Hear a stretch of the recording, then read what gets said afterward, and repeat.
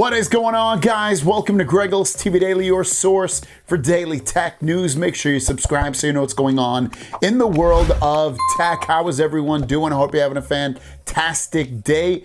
We've got a couple of news stories and one question. That's right, you guys only left me one question. So without further ado, let's jump into the tech news. Our first story of the day is about Google Photos backup. If you remember, it used to be able to back up unlimitedly your Google Photos. Now, it was a little less resolution. It was 1080p video, 16 megapixel photos, but ultimately it was unlimited. They didn't stop you from doing it. And now they've changed it so that you only get 15 gigabytes for free. And then if you want more than that, you have to pay.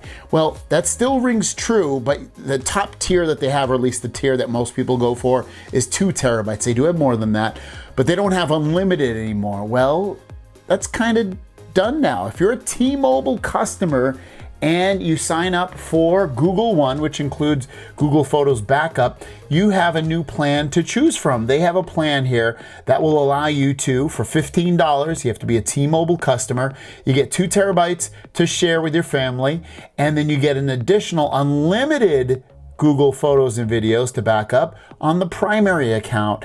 And again, unlimited. So that's really, really cool. It is $15 a month. I don't see a yearly plan to reduce the cost a little bit, but for 15 bucks a month, if your photos are that important to you and your videos are that important to you, want to back them up to the cloud instead of a hard drive, which you'll probably never look at, this is a great option. Again, you have to be a T-Mobile customer, and the unlimited side of it is only for the main primary account holder.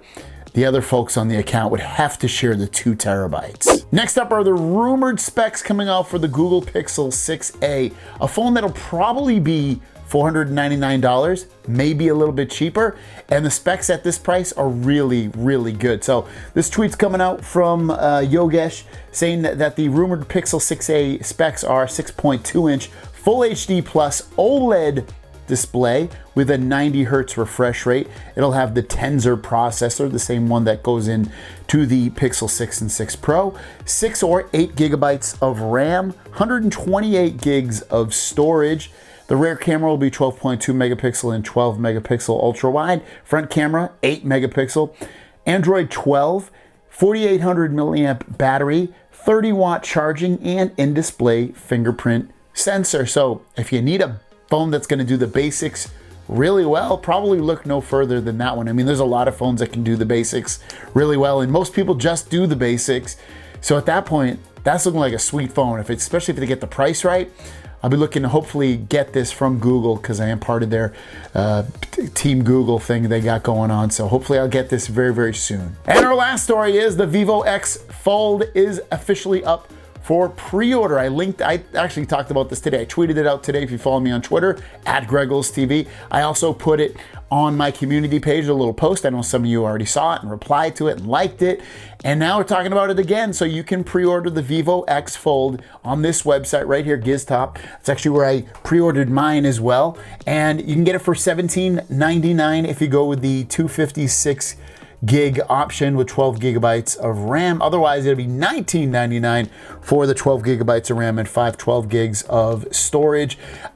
These prices are a little bit elevated. You're paying import prices. So it will arrive, at least in America, I know that. I'm assuming other places can order from this site as well, but you can get it as early as April, at the end of April.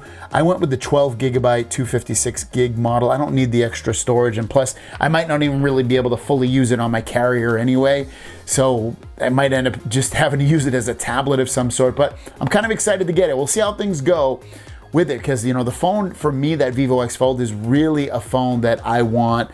At least on paper, it's better than a Z Fold 3. Now, software-wise, just overall usage of the phone, will it be better? That remains to be seen.